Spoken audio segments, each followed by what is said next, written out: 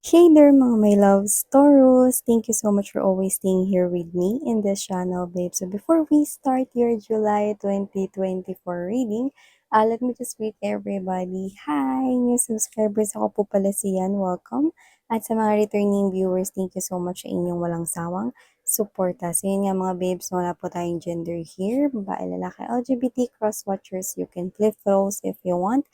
Since this is general reading and at the end of the day, you always have your free will. So, yun nga mga babes, no? At wala rin po tayo ritong time period, of course, no? But we're gonna take a look at your July 2024. Wala po tayong age at gender sa tarot. Remember that. So, let's go ahead and check these messages for your July 2024 Taurus. Let me just shuffle the cards over here. So, we're gonna use two decks. Tell me something about Taurus July 2024. Can you please show me? Taurus July 2024.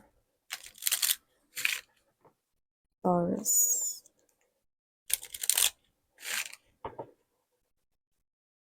Hindi ko lang kung ba't nakita yung lamok, mga babes. No? Maaaring kinagat kayo ng lamok o malamok kasi tag-ulan na. Ayan. Make sure na iwasan ninyo yung lamok. No? Ayan. At kung meron dyan na parang nilagyanan kayo sa bahay na matagal na nakaimpok na tubig, no? Tapon nyo na yan kasi baka mamaya ano na yun. Ano yun? Pinamahayan na ng lamok. Okay. So, let's see. Okay, iba sa inyo, baka nakagat kayo ng lamok, mga babes. This could be your reading. Lamok talaga. Okay. Taurus.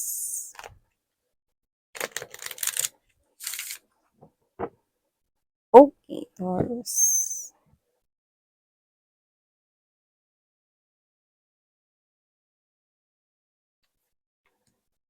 Gift.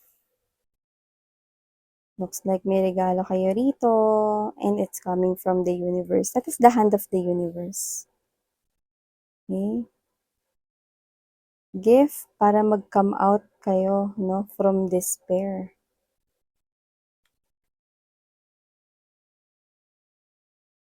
Maaaring family issues na maghihilom.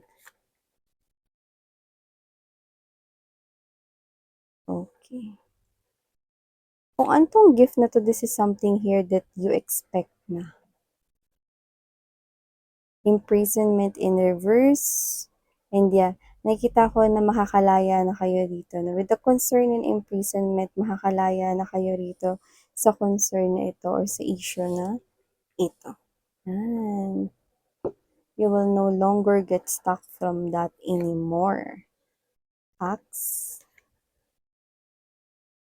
Self-indulgence. Maaring iba sa inyo, kakahiwalayin nyo lang with someone. Recently, kaka-break up lang rito. Pero dyan mo rin matatagpuan yung sarili mo at tunay na happiness with the paradise. Okay. Let's put it here.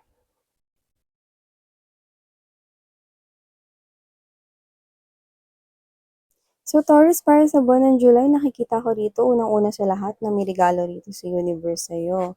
At kung ano man ito, no, ito ay something here na magpapalaya sa'yo sa concern, no? Kasi maaaring meron ka, that with the message of concern, meron ka rito na natanggap na parang sulat, communication, na-receive, narinig, no, or balita na hindi mo nagustuhan, problema, could be anything, problema sa pera, problema rito, no, sa ibang bagay or personal mong buhay. The universe, no, will help you. Ito na yung solusyon, no. There's a gift of solution right here coming from the universe that will be magsisilbi mong guiding light dito. Ayan, no, lampara to mga babes, no, yung umiilaw dyan. Magsisilbi itong guiding path mo para matapos yung despair or matapos dito ano man yung wini-worry mo or yung problema mo na yan. This is something here that you expect. Ibig sabihin, alam mo na may Diyos, alam mo na may mga anghel, alam mo na may universe na laging nakabantay at tumutulong, no, sa sino mang nangangailangan na basta lumapit at manalangin ng taos-puso. So, nakikita ko rito, ano man yung problema mo, medyo mahirap yun. Kasi yung iba sa inyo, matagal kayong nakulong sa ganyan or nasadlak sa ganyang klase ng sitwasyon. But you're coming out with the imprisonment in reverse Taurus, and that is ah, very, very magandang balita, no, for you guys. So, nakita ko rito na alam mo naman talaga na matutulungan ka dito ni universe, pero hindi mo nga lang in-expect na matatapos na yung problema mo this July, no? Or ito na, patapos na yung problema mo na yan, no? So, kung ano man yan mga babes, ng iba pwedeng hindi mo lang yan problema, pwedeng problema kinakaharap ng family ninyo, no? Or issue or concern involving your family, nakikita ko na mag-end na yan because you're gonna put end to that. There's changes right here. Probably you could be seeing a lot of number fives.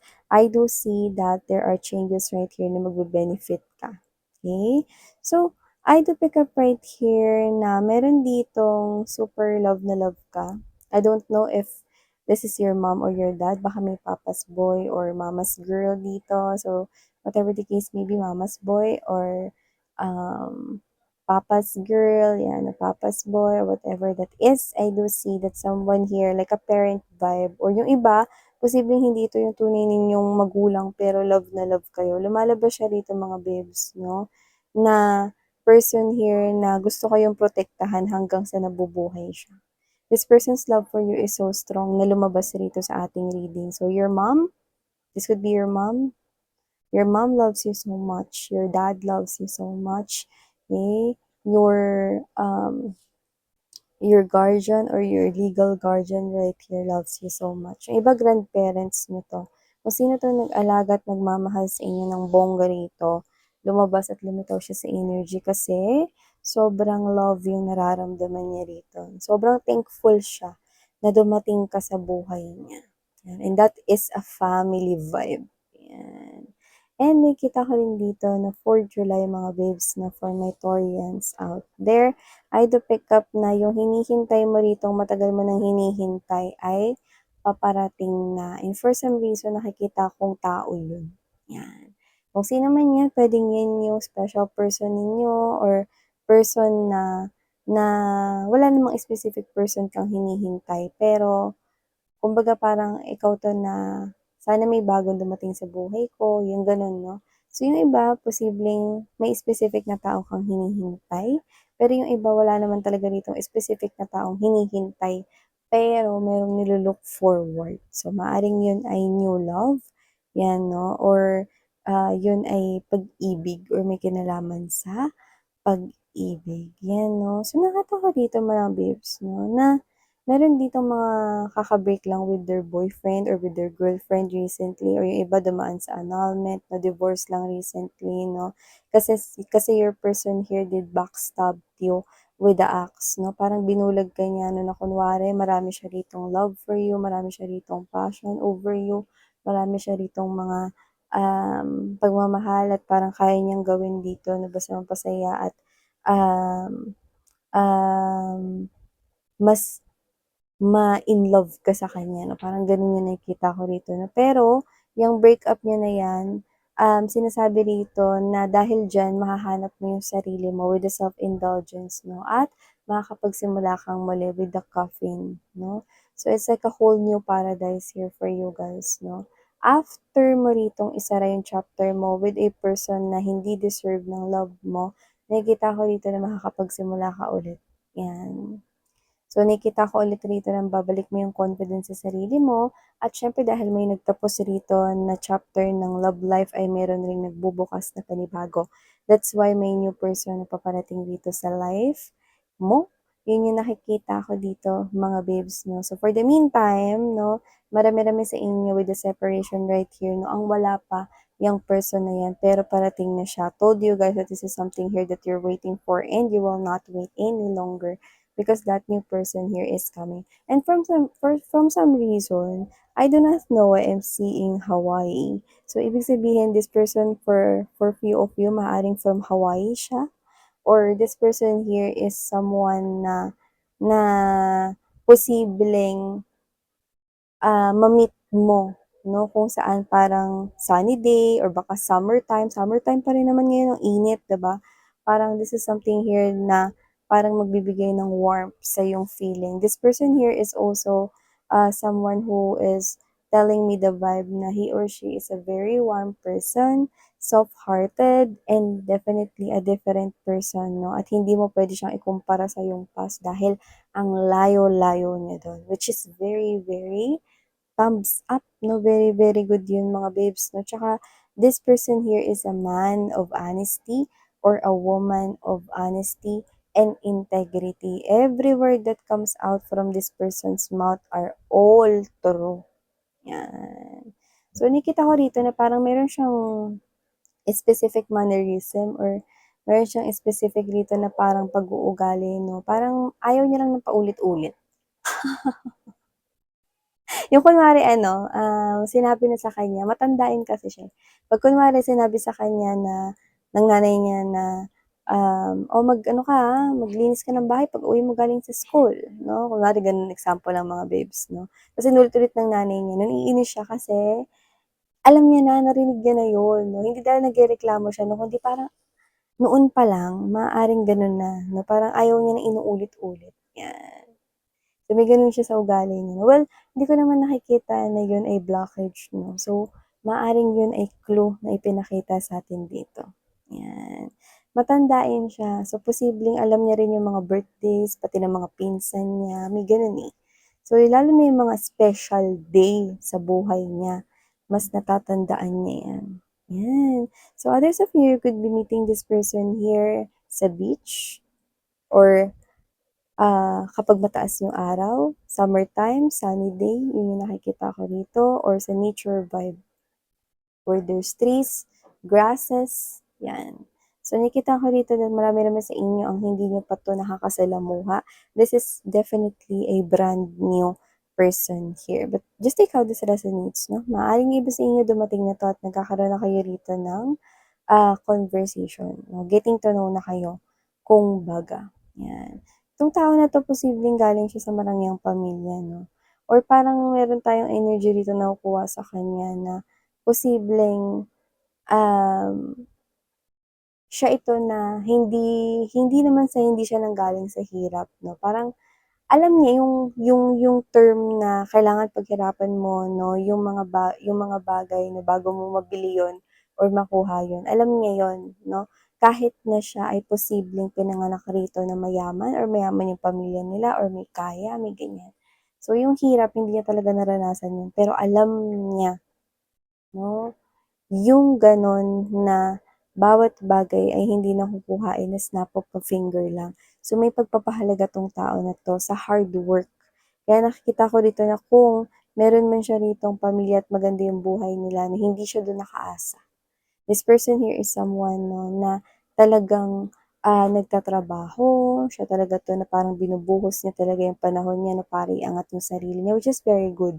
Kasi nakikita ko na may paninindigan siya 'no, at nakikita ko rito na pagdating sa pakikipagpamilya or bubuo siya ng sarili niyang pamilya, sobrang maaasahan niyo 'tong person na ito 'no. Matured po siyang mag-isip rito 'no, at ang maganda, may itsura rin siya. Very good looking ang person na ito, yun yung nakikita ko dito mga babes 'no. Wow, bonus yun alam ko 'no. Siyempre para mas kiligin ka pa more, 'di ba? So, nakikita ko na very good looking siya, handsome siya, pretty siya, beautiful, 'yan, okey. Very attractive yung physical appearance niya. So, nakikita ko rito na posibleng padalhan ka ng mensahe ng someone here na posibleng nasa malayo. And I think this person here wants to meet 'no, or makipag-meet sa'yo. And for some reason nakukuha ko nakilala mo na yung person na yun. So, it could be an old friend, maaaring magkita lang kayo kasi ang tagal niyo ng hindi nagkukuwentuhan ng personal, 'di ba? So, I think, connected ka with that person pa rin sa social media 'no, pero maaaring kung saan man siya naroon ngayon 'no, nasa ibang panig man siya ng mundo or ibang panig ng bansa 'no, nakikita ko rito na makikipag-communicate siya 'no, at makikipagkita siya sa'yo. It feels like a friend to me, okey, or it feels like a schoolmate, mga ganyan 'no, at nakikita ko na meron na kayong connection online or sa text message or phone call pero, makikipagkita siya talaga in person 'no. Maaaring may gawin siya kasi may iba ritong parang lumalabas na, meron siya ritong gagawin. Baka kunwari nasa Maynila ka 'no, maaaring pupunta siya diyan kasi negosyo or meron siya diyang, kailangang, puntahan na trabaho or whatever. May sadya talaga siya diyan 'no at nakikita ko rito na hindi naman 'yun i-o-occupy yung buong araw niya. So, this person here would probably makipag-meet sa'yo. 'Yan 'no, usap-usap lang, chill-chill, nakikita ko 'yun dito. So, nakikita ko 'no na yung iba na posibleng nasaktan when it comes to love at yung iba nga na parang medyo nalulungkot dito because of love 'no. Nakikita ko rito na muli rito mabubuhayan kayo ng love cells 'no, at muli kayo ritong kikiligin at magiging happy 'no, when it comes to your love life. Very satisfying ang person na paparating or person na bago, basta bago, yung iba ka-connect niyo na ito. So, just take how this resonates. I'm seeing letter I, seeing letter S, N, O, and A. So, maaaring yan ang mga initials or first letters na kanilang name, surname, middle name, whatever. Just take how this resonates or it could be yours, no? So, nakikita ko rito mga babes, no, na maliban dito sa usaping pag-ibig na yan, meron ako rito nakikita na opportunity, no, sa yung money or financial. So, nakikita ko rito that this is something here na posibleng puwede mong i-grab, pero maaaring magdalawang isip ka pa at kung may gano'n man, puwede ka naman mag-search or magtanong-tanong 'no, about that bago ka sumuong diyan sa opportunity na 'yan with money. Pero nakikita ko 'no, na maganda 'yang opportunity na 'yan kasi nakikita kita dito na parang effortlessly you're gonna attract money. I don't know if it's a negosyo or if it's something here 'no, na bagong discovery or matututunan mo. So, posibleng, ano man 'yan, it will attract money. Kasi I'm seeing you right here enjoying. Parang eto, hindi mo sinasabi alam mo naman na masipag ang mga Taurus 'no. Parang sinasabi ko dito, kahit tulog ka, umaandar yung pera mo. So, hindi ko alam kung business 'yan 'no, like sa business 'di ba puwede ka umorder 24/7 online. So, whatever the case may be parang gano'n. So, maybe someone here is meron ditong pinag-iisipang negosyo, 'yan.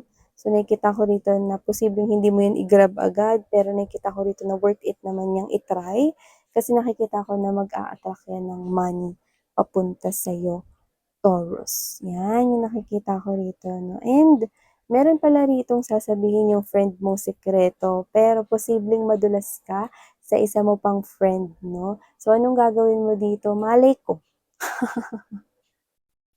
Kasi parang kung ano yung ise-share sa'yo nung friend mo, happy yun 'no, happy yung sikreto na yun 'no. Kumbaga parang, maganda naman yung flow nung kinuwento niya sa'yo na shinare niyang sikreto 'no. Pero maaaring sinabi niya sa'yo na, "Oh, 'wag mo sabihin yan sa iba, pero dahil na-excite ka rin about dun, posibleng makuwento mo yun with your other friend at posibleng parehas niyo ring friend yun or sa iba niyo pang mga friends 'no. So, whatever the case may be, huwag kayong mag-alala kasi hindi ko naman nakikita na magtatanim ng sama ng loob yung friend ninyo na nakiusap na huwag mo sabihin yun sa iba. Pero posibleng hindi ka rin niya sabihan dito ng sikreto, yan. So whatever the case may be, just take how this resonates. These are all the messages we've got right here for your July 2024 Taurus. Thank you, Sarang Heyo, Love and Light, and